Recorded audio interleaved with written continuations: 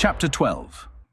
The technomancer stepped back, her mind torn between helping the doctor or allowing the Hierophant's state execution, an execution that the laws of the kingdom demanded.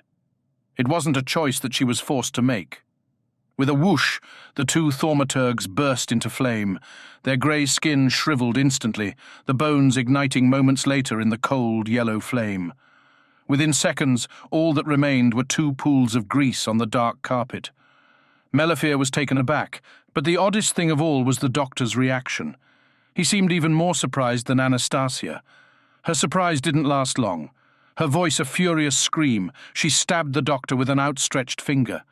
Blue sparks shot across his chest, forcing him to the floor. "Do you think you can defeat all my thaumaturgs? Dark One!" "No, Hierophant!" the technomancer shouted, hurling a bolt of lightning at her rival and knocking her against a bookcase. Steadying herself, the Hierophant aimed a finger at the technomancer. "Ladies, please!" bellowed the doctor, standing between them with a hand raised against each. "This is not doing anybody any good, least of all me." He looked at the oily stains on the carpet with a distant expression, before continuing. "That was unforgivable," he whispered. "It seems that I've not been as unaffected by this transformation as I thought," he admitted quietly. Melefeer could see that the deaths of the thaumaturgs had affected him badly. But this situation cannot be allowed to continue. Anastasia, look deep inside yourself. You claimed that your superior powers gave you a glimpse at Anne Travers. Look deeper and see the truth of my words. His words were persuasive, Melefeer had to admit, and their effect on the Hierophant was profound. She turned her back on the doctor and leant on her table. For what seemed like an age, a brittle silence filled the oil-lit room. And then the Hierophant looked round. "Perhaps you speak the truth. Doctor, you claim that the great kingdom is nothing more than a living myth, perpetuated by the false beliefs of myself, the magistrix here, and Magnus Ashmael. I remain uncertain." She nodded over his shoulder.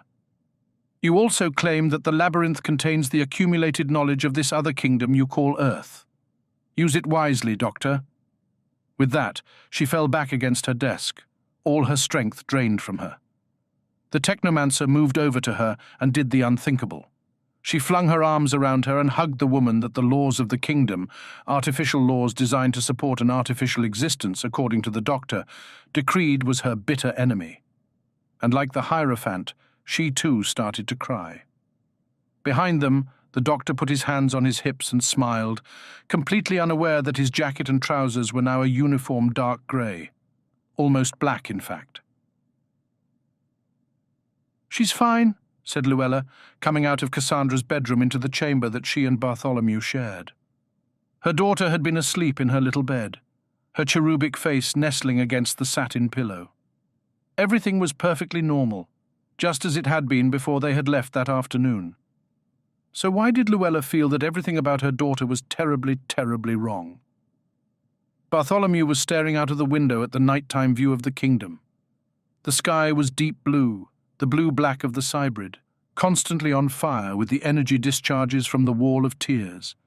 But his eyes were drawn to the gilded tower of Abraxas, its roof ablaze like a furnace. Luella came up behind him and wrapped her arms around his waist. "Beautiful, isn't it?" she whispered in his ear. "Beautiful," he sneered. "It's evil. Soulless and evil, that's what it is. Our daughter's lying in there, suffering with her withered limbs." "Barry!" she screamed. "Why are you saying things like that?" He slipped from her arms and frowned at her. "Why did you call me Barry?" I don't know," she murmured. "But what you said about Cassie, I mean Cassandra." A look of terror crossed her face. "What's happening? Where are these words coming from?" It was as if she was seeing somebody else's memories overlaid upon her own. Bartholomew pointed out of the window, towards the faintly visible plains of the labyrinth.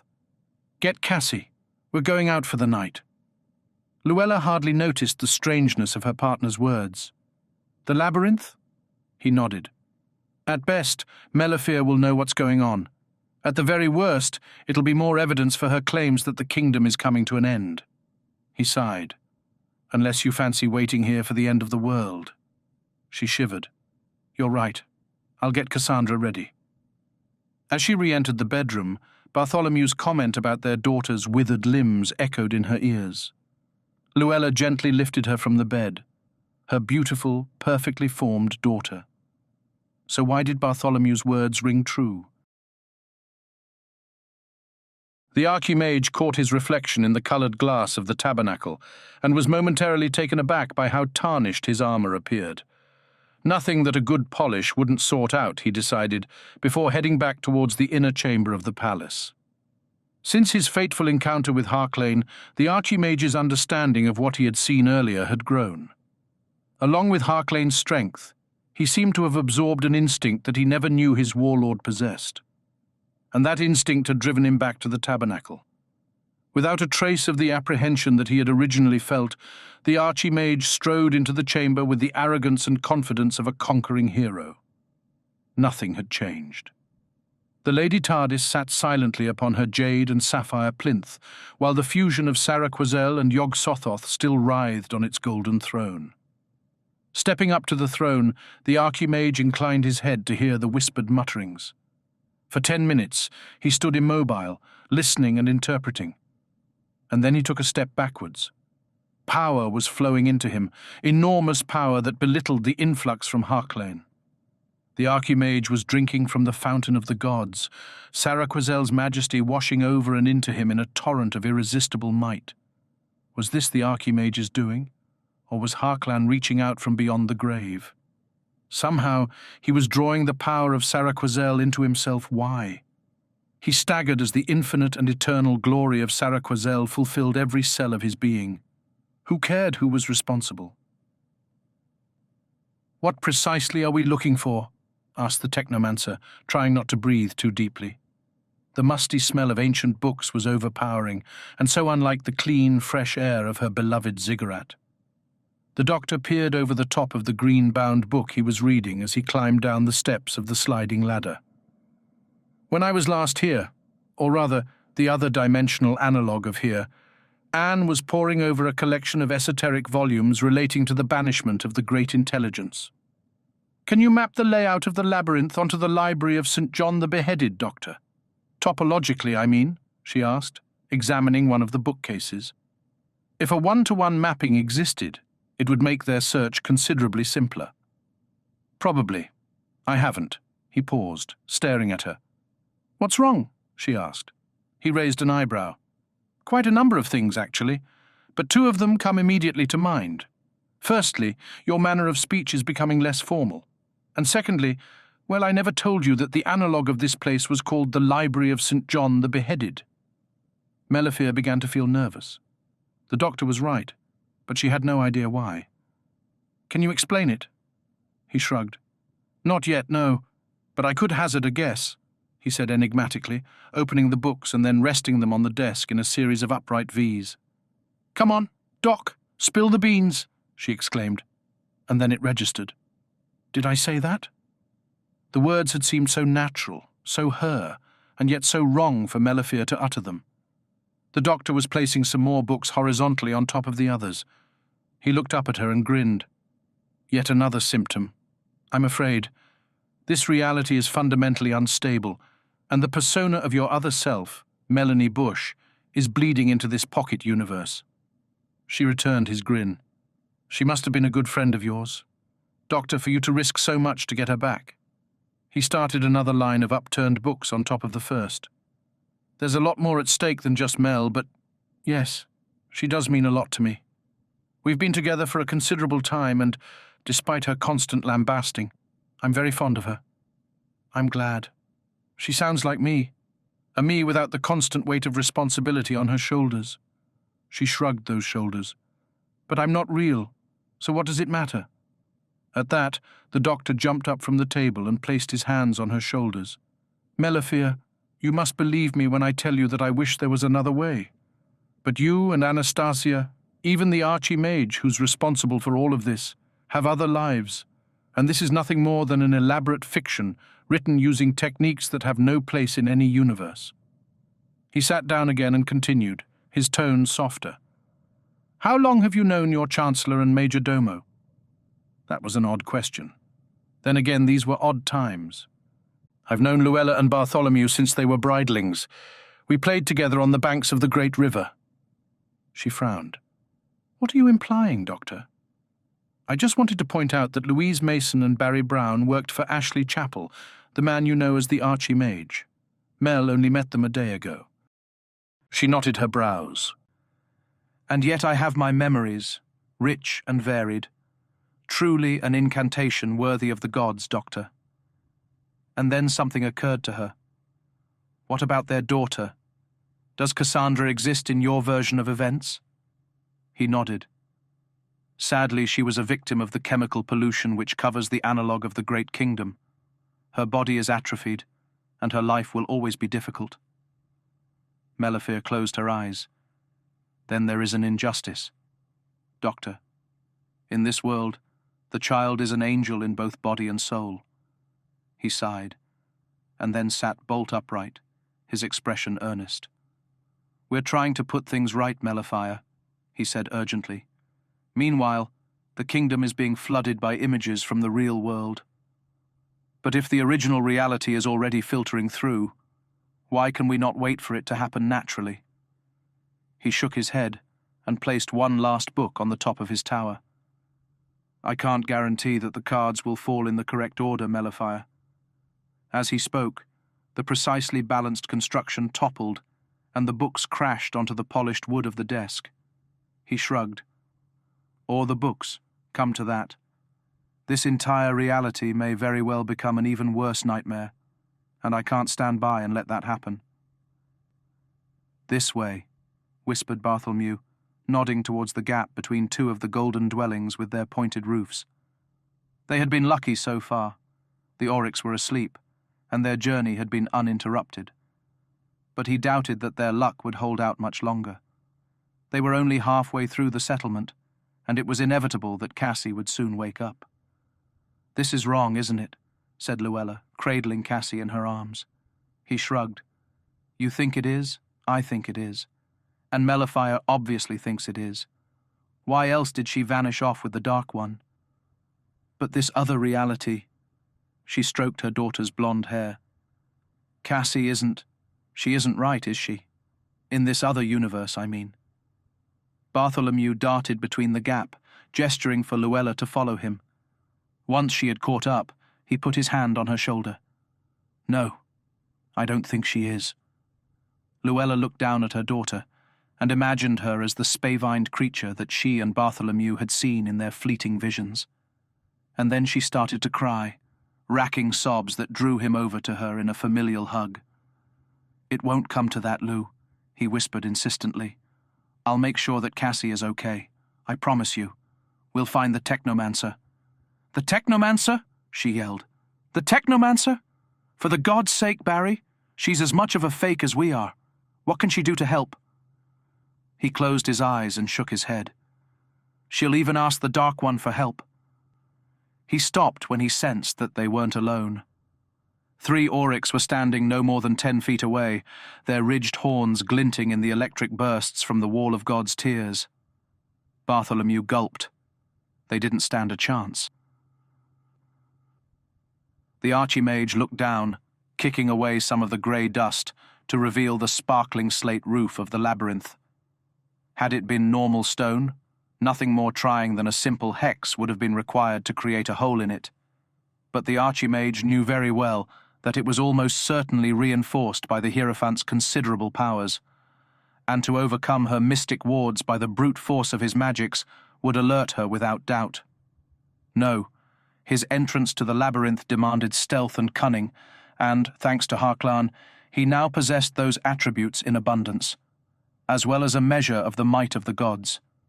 His arrival in the region of thaumaturgy had been cloaked by wards no less powerful than those protecting the labyrinth, rendering him undetectable to the dormant thaumaturgs that dwelt underground. With the merest effort, he suddenly weakened his defenses, making himself known to any of the creatures that lurked nearby. Not that they would realize that the Archimage of Abraxas was there. They would only suspect an unwelcome presence, too insignificant to bother the Hierophant about. He didn't have long to wait. Within minutes, A lone thaumaturg rose from the dust, its hand resting on a spiked mace attached to a belt around its waist. One of the Hierophant's personal guard, decided the archimage, not moving from his position. The thaumaturg was clearly suspicious. Its movements were slow and calculated as it approached. The archimage remained still, enticing it closer and closer with the subtlest of mental urges. And then he effortlessly infiltrated the creature's mind, overlaying its thoughts with his own. The takeover was so smooth, so practiced, that the thaumaturg didn't even realize that its actions were no longer its own. And if that were the case, then neither did the Hierophant. The thaumaturg's mind was simple in comparison to the archimage's, but he was careful not to rush his explorations. The Hierophant was a wily old bird, and it would be just like her to rig her creatures with psychic tripwires in case such a takeover were ever attempted. He probed with a lover's touch, stroking the thought processes and caressing the memories, until he located the images he was seeking, the images that represented the simple yet secret incantation which would open the labyrinth to him. Moments later, the archimage descended the dark stairs into the Hierophant's warren. He didn't give the smoking husk of the thaumaturg a backwards glance. Would this be of any use? Both the doctor and the technomancer looked round with a start. Anastasia was standing next to the curtained doorway, pulling at a heavy silk sheet that was draped over a table in the corner. The doctor wasn't sure what surprised him most, the fact that she was offering to help them, or the serene majesty that she radiated, in total contrast to the anger and bitterness that she had previously wrapped around herself. And then he recognized the artifact that she had revealed. Despite its wooden exterior, the keyboard and monitor identified it as some sort of computer terminal. "Fascinating," exclaimed Melifere, hurrying over to it and sitting down. "Where did it come from?" "Come from?" The Hierophant laughed. "It didn't come from anywhere, Melifere. The computer system has been here since the creation of the Great Kingdom." "Oh, very convenient," muttered the doctor. "The haphazard logic that holds this pantechnicon of cozenage together would try the patience of a saint." He started to smile, but a wave of dizziness overcame him. Unseen by either of the women, he supported himself against the nearest bookshelf, hoping that the effect would soon pass. It didn't. The room started to spin around him, accompanied by waves of nausea with a smiling face and engulfing black wings. "Doctor, look at this!" Melifire's shrill voice brought him to his senses, but he still felt odd, detached, distant, as if his body were nothing more than an ill-fitting spacesuit with him inside it. Shoving this worrying illusion to one side, he obeyed Melifire's irritating summons and walked over to her. But he still needed the desk to provide surreptitious support. "This system indexes the entire labyrinth," she gushed, her fingers moving from keyboard to mouse and back in a dazzling blur. Although that could be an after-effect of his earlier malaise, the doctor ruefully admitted to himself, "And the index itself is a relational database with over 30 dimensions." Melifire's enthusiasm was sickening, but she was evidently skilled in the use of such technology. Not surprising, he decided, given the nature of her original template. "The information we need is... He lurched against the desk. "Are you all right, Doctor?" asked the Hierophant, coming to his aid. He waved her away, shocked by how dark his sleeve appeared in the gloomy light that the desiccated Hierophant favored. "I'll be fine if you just leave me alone," he snapped. "No wonder the three great rulers don't talk to one another. You'd be climbing up the walls after 5 minutes of what passes for meaningful discussion around here." Melifere looked up from the computer. "Doctor? What's wrong? Why are you being so horrid?" "Horrid?" he repeated. "Horrid? Horrid? Now I know you're Mel. Insipid words from an insipid person. Now move aside and let a real genius have a look." With a violent push, he knocked her chair aside, throwing the technomancer to the floor. "Now, if this database is designed along the Darwin model..." He navigated through the 30-dimensional web of the database at breakneck speed, ignoring the technomancer who was now standing behind him, her anger tangible. And there it was, the book that he needed, only a couple of shelves away, according to its database record. "How dare you!" screamed the technomancer. "I am—" Yes, yes, yes, he muttered, rising from the computer. "Your empty posturing is beginning to bore me." With that, he walked briskly into the dark recesses of the annex. Mellifere turned to the Hierophant. "What's got into him?" Anastasia shook her head. "Whatever it is, it justifies the name Dark One." She pointed at the computer. "From my vision, I have a vague idea as to the books that Anne Travers had concerned herself with. Can you locate a book from a fragment of its name?" Mellifere cracked her knuckles and leant over the keyboard. "Just you watch me," she said proudly. The corridors of the labyrinth were exactly as the Archimage had imagined them to be, narrow and dark, their antiquity hanging in the air like an invisible yet cloying fog.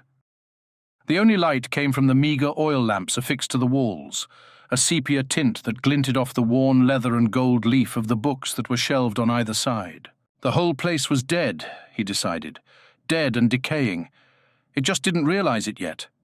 When he seized the total power of the gods, he would take immense pleasure in seeing the entire labyrinth burn, a funeral pyre to the Hierophant and her incessant complaints about her lot in life. That particular bonfire would give her something to moan about. He stopped as he reached a red velvet drape.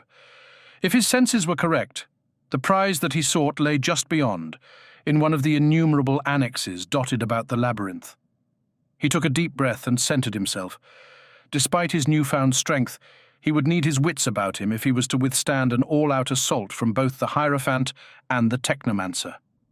Despite his disdain for both of them, they were formidable adversaries, and to attack them here, in the Hierophant's own domain, would have been unthinkable until hours ago. But that was before the secrets of the gods were revealed to him. The fusion of Saraquazel and Yog-Sothoth had imparted some of its dark wisdom in his soul, and now he was invulnerable. With that reassuring thought, he pulled the drape open and smiled at the shocked expressions on the women's faces. "Good evening, Magistrix. Good evening, Bibliotrix," he said politely. As he expected, they reacted swiftly. The Technomancer flung a bolt of concussive force at him, while the Hierophant attacked with her usual insidiousness, her mind trying to seize control with all the subtlety of a charging auric. With the faintest of efforts, he deflected the force bolt. The crackling sphere went wide, breaking an oil lamp and releasing its contents. Burning oil dripped down onto the bookcase below. Within seconds it was on fire, the flames threatening to make the short jump to the drapes. The Archimage quickly generated a razor-sharp mantric spear and hurled it at the Technomancer. With a gasp, she toppled backwards into the desk and slid onto the floor. As for the Hierophant, he allowed her mental talons to grip his mind and then sent a surge of hatred through them. Screaming, she fell to the floor, her face in her hands, but she was unharmed, which was showing her far more mercy than she deserved. "Very, very foolish," he announced, waving away the smoke from the burning bookcase. It would only take a minor incantation to extinguish it, but his earlier thoughts of a funeral pyre persuaded him to let it burn. "I won't detain you. I'll take what I want and then leave." "I won't let you steal a single book from the labyrinth," hissed the Hierophant. "You'll have to kill me first." "Nothing would give me greater pleasure, Anastasia, but I don't want any of your dull and dreary books." He pursed his lips. "I've come for a much greater prize." He looked over her shoulder, caused her to glance behind. She gasped. Standing in the shadows, the doctor's face was cruel and hate-filled, a vicious light shining in his eyes. His once brilliant jacket was now a jet-black robe that reached down to the floor, with a huge silver-trimmed black collar which covered his shoulders. "He whose name dare not be mentioned," whispered the Technomancer, obviously recognizing the clothing from the secret myths of the kingdom. The Archimage threw back his head and laughed. "My dear Mellifere, there is nothing I wouldn't dare." He held out his hand in greeting, and the doctor stepped forward.